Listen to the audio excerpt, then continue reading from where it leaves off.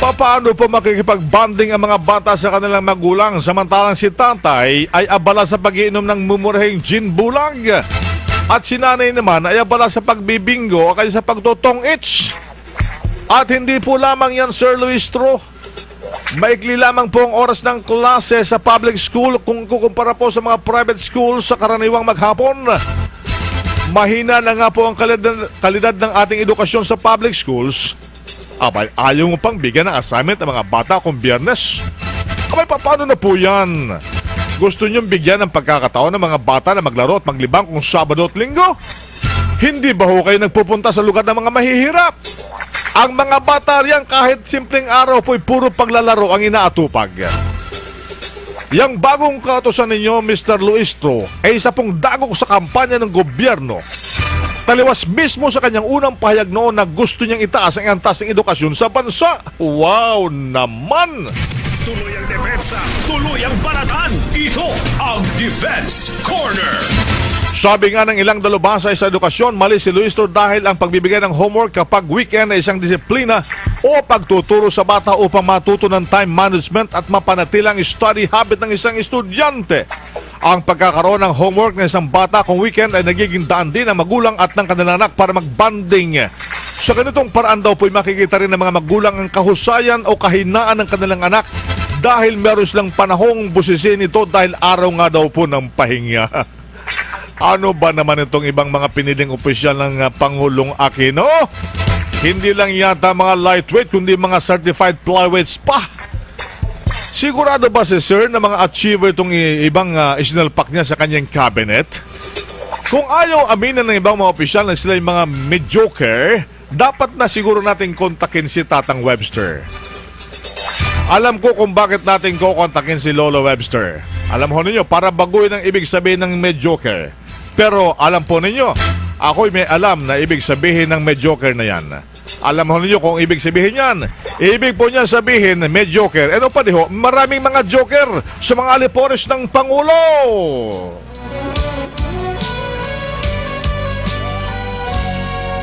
Tayo'y mga Pinoy, tayo'y hindi kano.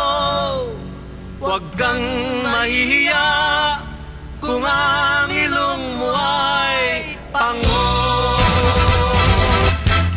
Oras po natin, ganap ng 17 minuto bago sumapit ang alas 5 ng umaga. Ngayon po, tulad na ating naipangako sa mga katototabi, narito po ang isang true story ng kabayanan ng isang kawal Pilipino. Panoorin po natin.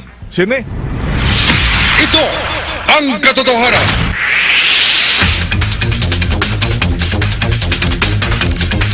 At ngayon, tunghayan natin ang mga kasaysayang nakapanoob sa hukbong sandatahang lakas ng Pilipinas. Ang mga kwento ng mga tunay na bayani at mga karanasan ng mga kawal Pilipinong naglilingkod sa bayan. Ito ang katotohanan. Ni Katotong Bing Formento at Babes ng Bayan, Karen O. Yong, dito sa DZRH at RH-TV. Ito ang katotohanan.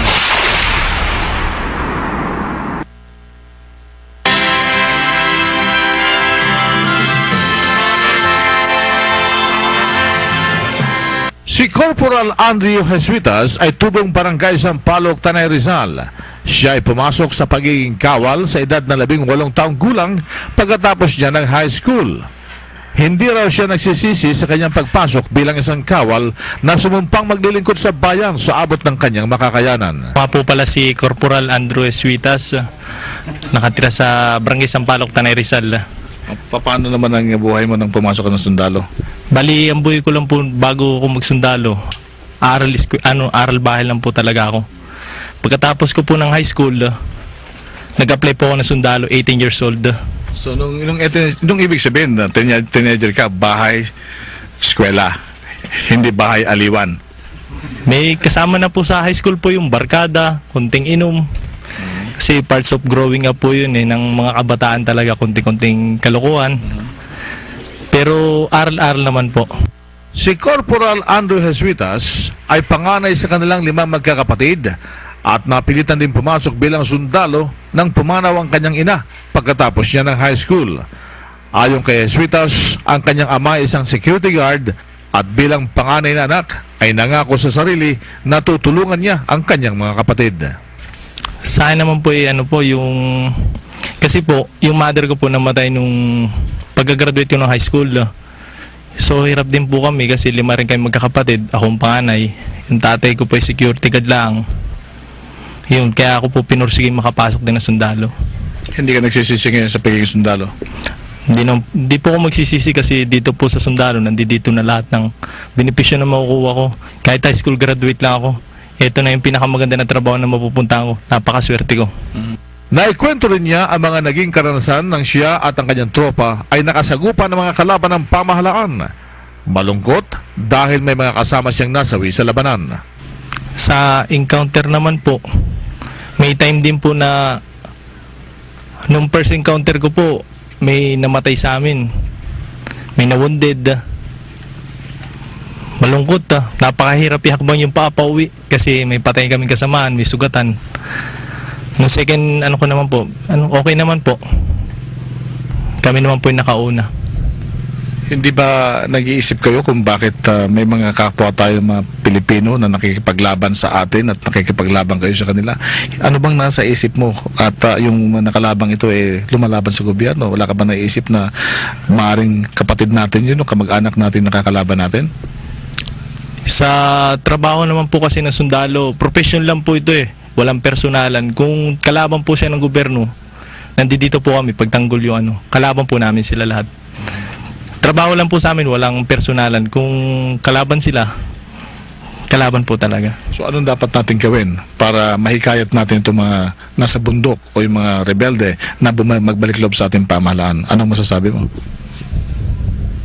Mahikayat? Paano natin sila papapain na hindi tayo magpuputukan, hindi tayo magbabarilan? Anong ating ibibigay sa kanila para sila bumaba at magbalik loob sa pamahalaan? Para sa akin lang po, pinakamaganda pong ibigay sa katulad po sa mga liblib na lugar, yung livelihood po para sa kanilang pamilya. Kasi sa totoo lang po, kaya po sila umaakit sa taas dahil sobrang hirap, naapi, walang hanap buhay na maganda. Yun lang po.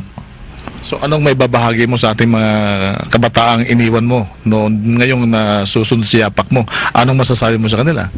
Ang masasabi ko lang sa kanila, kahit high school graduate lang, basta malakas ang loob. Kung gusto nyo tumulong sa pamilya nyo, napakagandang subukan nyo pumasok sa Philippine Army.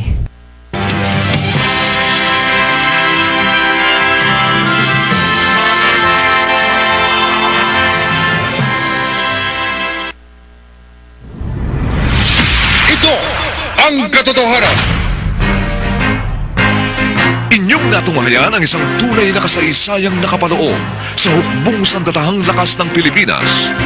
Ito ang katotohanan.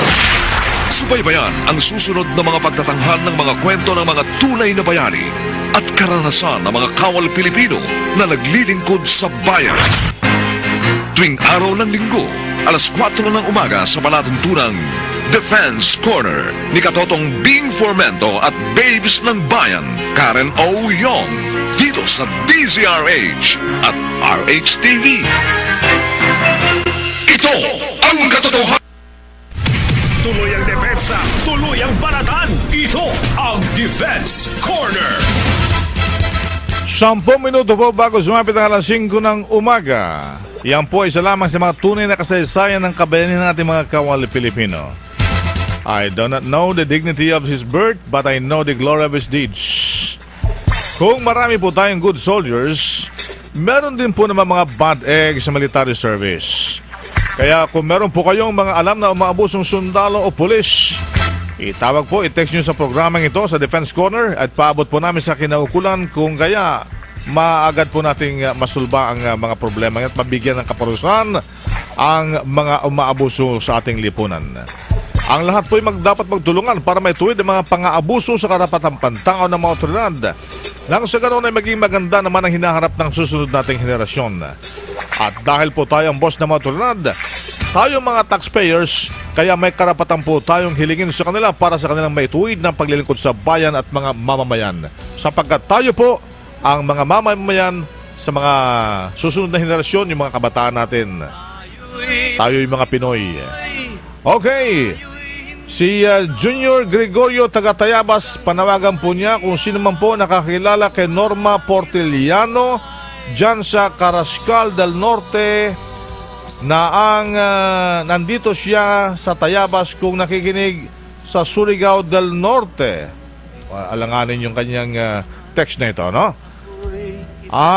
Isabela pala.